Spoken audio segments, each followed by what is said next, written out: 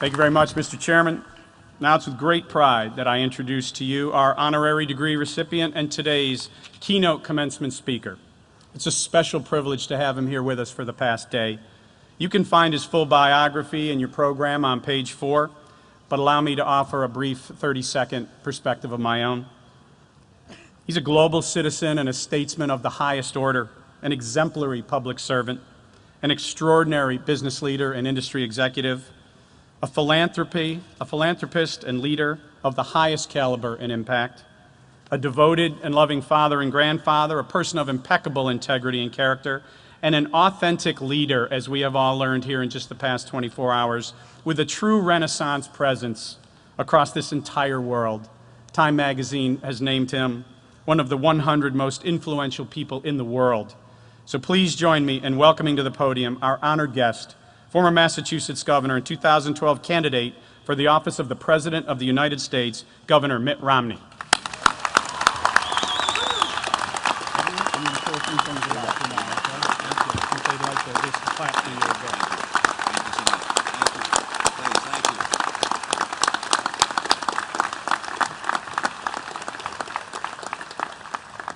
Governor, if I may, I have directly here the honorary degree resolution approved by this Board of Trustees, and based on your extraordinary life, it is duly long. But allow me to just offer a couple of observations from this document. Whereas Governor Mitt Romney is a highly accomplished public servant with an exceptional and unique record of academic, private, nonprofit, and public sector success, and whereas he led his party with honor and distinction as the Republican nominee for president in 2012. And whereas, building upon extraordinary family achievement and public service, he enthusiastically embraces the values of personal responsibility and community service. And whereas, after graduating college as class valedictorian in 1971 with a 3.97 GPA, he attained his MBA at the Harvard Business School as a Baker Scholar, and that same year earned his Juris Doctor from the Harvard Law School. And whereas, as the highly successful governor of Massachusetts, he passed landmark health care legislation for his state. And whereas his leadership in the role of Chief Executive Officer of the Salt Lake Organizing Committee for the 2002 Winter Olympic Games was so well regarded that the Harvard Business School teaches a case study on his leadership of that event. And whereas Governor Romney has a deep and broad industry background, including the founding of the prestigious global investment company Bain Capital. And finally, whereas over the course of his exemplary life, from Baker Scholar to Bain executive to leader of the Olympic Games to governor to his party's standard bearer, Governor Romney has always put family and faith above all else. And together with his high school sweetheart and wife Ann of 46 years, has raised 5 outstanding sons and 23 grandchildren. Now, therefore, be it resolved that the Board of Trustees of Jacksonville University does hereby confer upon Governor Mitt Romney the honorary degree of Doctorate in Service and Leadership Excellence, presented this 25th day of April 2015. And to the class of 2015 and all our distinguished guests, please join me now in congratulating and welcoming our commencement speaker and now a holder of a Jacksonville University honorary doctorate, Dr. Mitt Romney.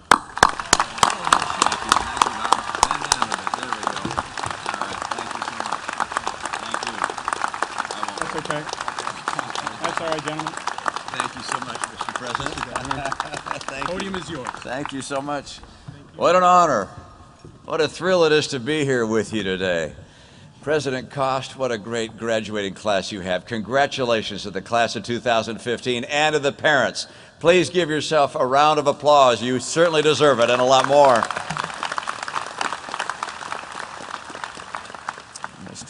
President Cost and members of the Board of Trustees and distinguished faculty and guests, Mayor Brown, it's been inspiring to listen to the remarks so far, and I hope I don't detract from the wonderful spirit that's already here. I was a believer in Santa Claus as a boy, and as the holidays came around, that naughty and nice thing I took pretty seriously.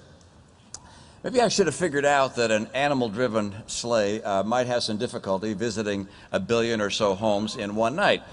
But it's a funny thing about kids, and that is they don't see much beyond what's directly in front of them. They see their family, their school, their city, their town, but it's very hard for them to imagine distant nations and massive numbers of people. But now with 16 years of education, the world you know has been greatly expanded. Today you step into a seemingly boundless world with both feet. And with such vastness and infinite direction available to you, where do you go? What do you do with your life? Now, I've been journeying and exploring in that world for quite some time now, as President Cost has indicated, and I thought I might share with you some of the guideposts that have helped me along the way. Now, the first might seem counterintuitive, given what you've been doing over the last 16 years, but it's this: keep expanding your world. Dig deeper. Search further. Learn much, much more.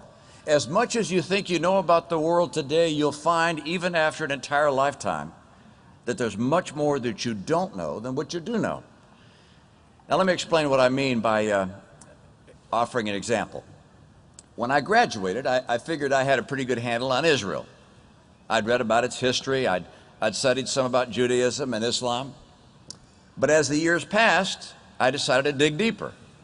And so I followed political and cultural events in various periodicals and books, and I read and considered alternative viewpoints on the issues that faced the country of Israel. One year, my wife Ann suggested we traveled Israel on vacation. I wasn't enthusiastic. I didn't want to go on a learning vacation. I wanted to go to the beach. I wanted, sand and tan. But she prevailed. And to my surprise, it was one of the best vacations ever. My understanding of the nation, the region, the people, the religions, the conflicts, the politics, all of that was broadened and expanded. And interestingly, I found that as my mind was engaged and exercised, I also came away with more energy. As between loafing and learning, loafing is more tempting, but learning is more rewarding. Loafing is actually boring. Learning is exhilarating. Never stop expanding your world. And there's a corollary I'd offer, and that is, don't just expand your world, engage in your world. Now, I was jogging one summer not far from our home in New Hampshire, and I found that as I get older and a little stiffer, that I'm prone to get some tendonitis in my feet if I run long distances on hard surfaces. And so whenever I can, I detour a few steps away from the street and run on the shoulder, or sometimes on the edge of someone's lawn. And on this occasion, I was running along the edge of a neighbor's yard, and he came out running, wildly gesticulating, and shouted to me to get off his lawn. What would have gone through your mind? Maybe to come back with a bushel of dandelion seeds for him. But my reaction was more pedestrian. Hey, mister, get a life. Now, that phrase is actually pretty good advice for all of us. Get a life.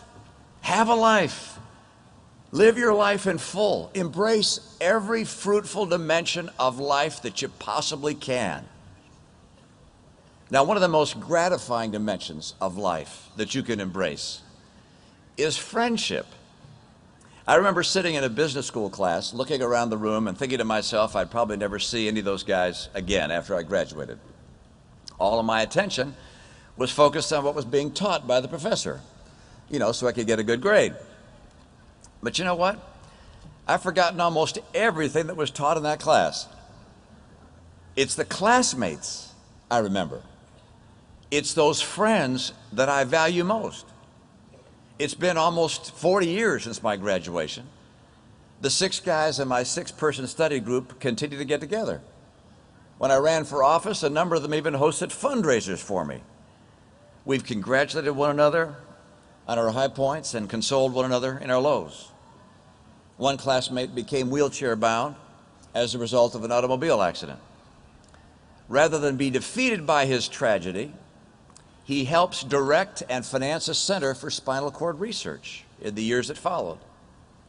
During my 2012 campaign, I was speaking at a large rally in Atlanta, and I saw that he had painstakingly motored his wheelchair through the traffic of people to listen to me speak.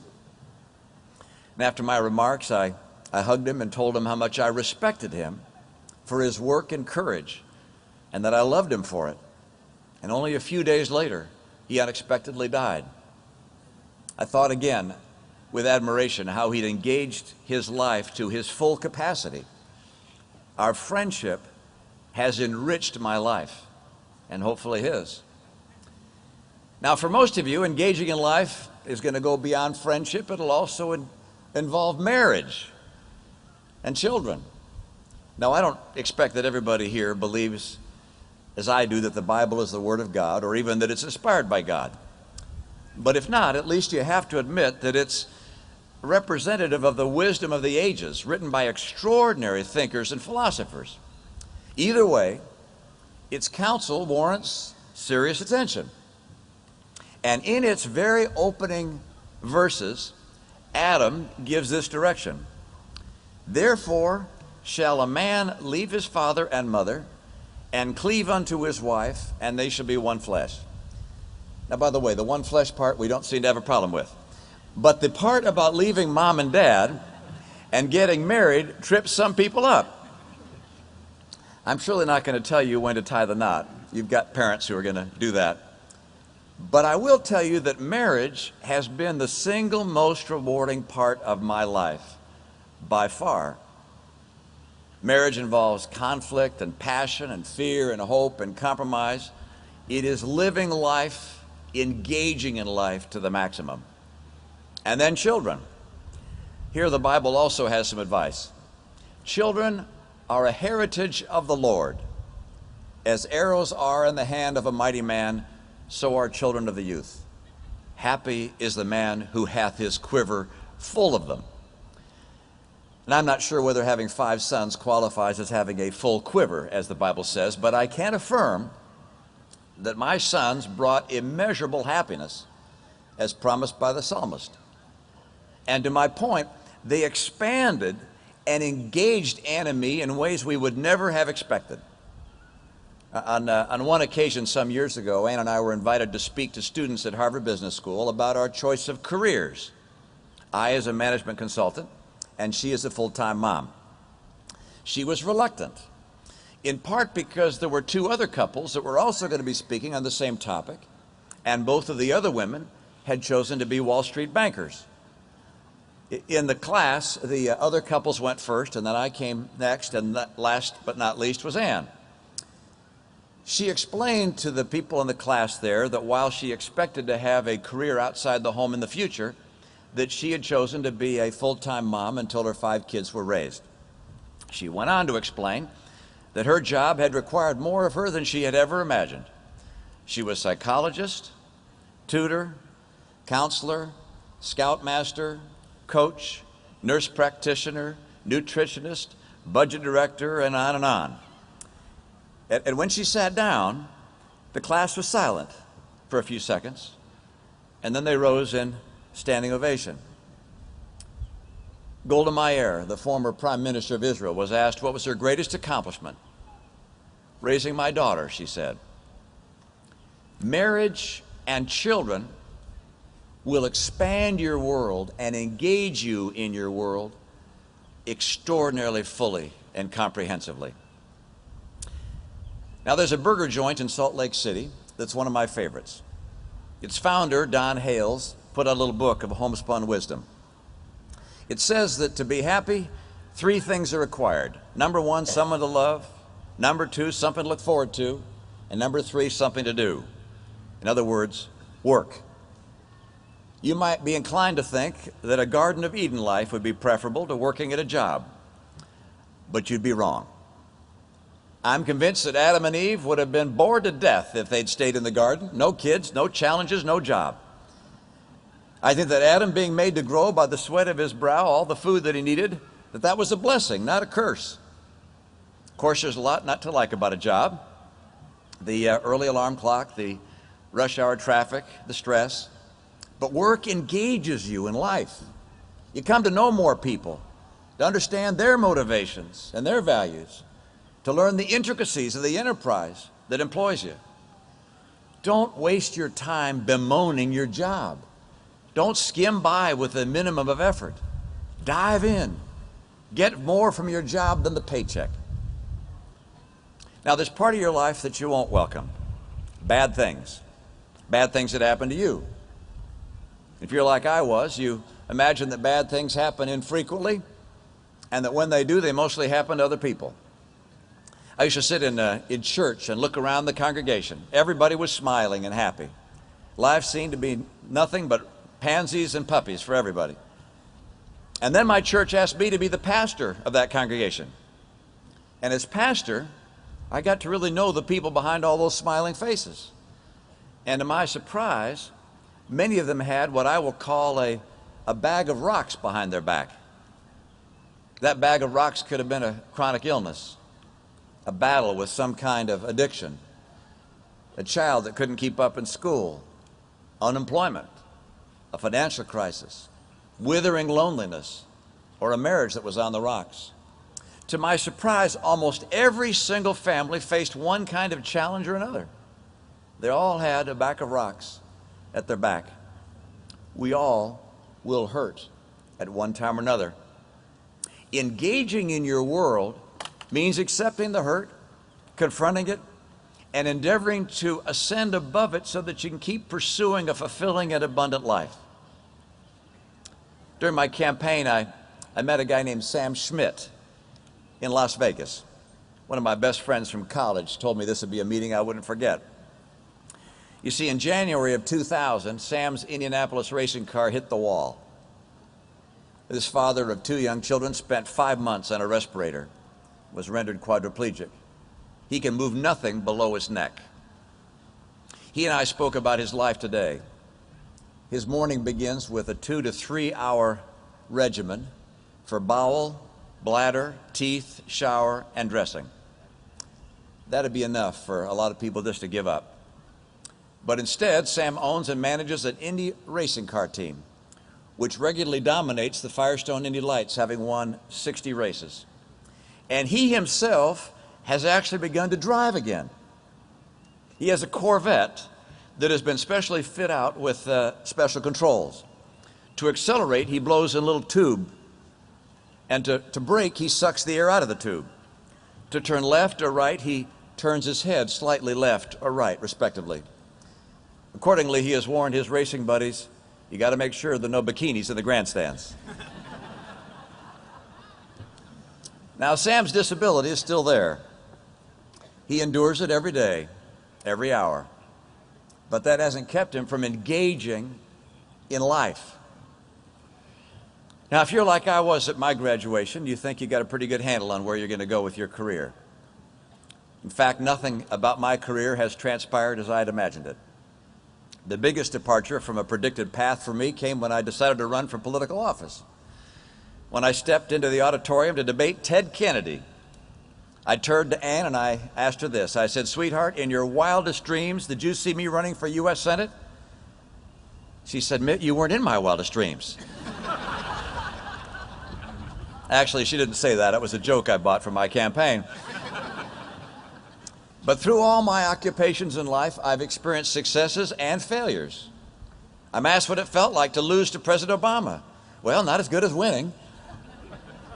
Failures aren't fun, but they are inevitable. More importantly, failures don't have to define who you are. Some people measure their life by their secular successes. How high on the corporate ladder did they get? How much money did they make? Did they do better than their high school classmates or their college friends? One business partner of mine went back to his high school reunion in Fort Scott, Kansas. Now, as a wealthy financier, he expected to be voted by his 50 or so classmates as the most successful high school graduate in his class. To his dismay, a local doctor was given that honor. So at that same reunion 5 years later, he chartered a jet and he flew to Fort Scott. He buzzed the town before he landed. And this time, of course, he won the vote. Now, if that's the kind of vote you're looking to get, you're bound to be disappointed. Because life has way too much chance and luck and serendipity, good and bad luck, to be assured that kind of success. If your life is lived for money and position, it'll be shallow and unfulfilling. The real wealth in life is in your friendships, your marriage, your children, what you've learned in your work, what you've had to overcome, your relationship with God, and in what you've contributed to other people.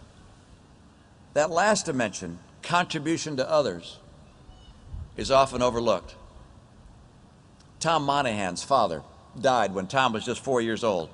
His mom entrusted him then to a Catholic orphanage. He graduated from high school, enrolled in the University of Michigan. The tuition proved to be beyond his reach, so to help meet costs, he and his brother bought a pizza shop for $900. When he had expanded the pizza shop to 9 stores, his brother sold Tom his interest for an old used Volkswagen. Tom renamed the stores Domino's, and Tom became very wealthy. He bought a vintage Bugatti automobile for $8.4 million. He bought the Detroit Tigers and won the World Series the next year. He began construction of a massive modern home that would rival his majestic corporate offices in Ann Arbor. When I met Tom in 1998, I was surprised to find him seated in a closet-sized antechamber to what had once been his huge executive suite. He'd sold the Tigers, sold the car, he'd stopped construction on his mansion. Tom had signed what was called the millionaire's vow of poverty. Accordingly, he would not drive a luxury car, fly in a private plane, or assume any of the trappings of wealth. And that had included trading in his impressive office for the small cubicle where I found him.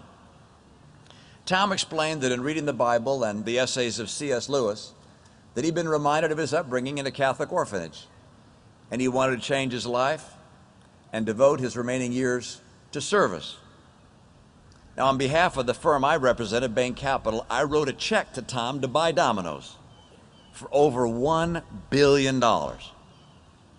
And then all but a small living stipend, he turned around and donated to Catholic charities. He founded a college and named it not after himself, but after Mary, Ave Maria University here in Florida. I asked him a few weeks ago, what was the most rewarding part of your life? Winning the World Series, building Domino's, driving that Bugatti? You can guess his answer. It wasn't the toys, he said. I've had enough toys to know how important they aren't.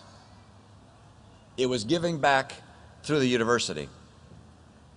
Living life in fullness includes serving others and doing it without pride or personal gain. It'll fill your heart and expand your mind.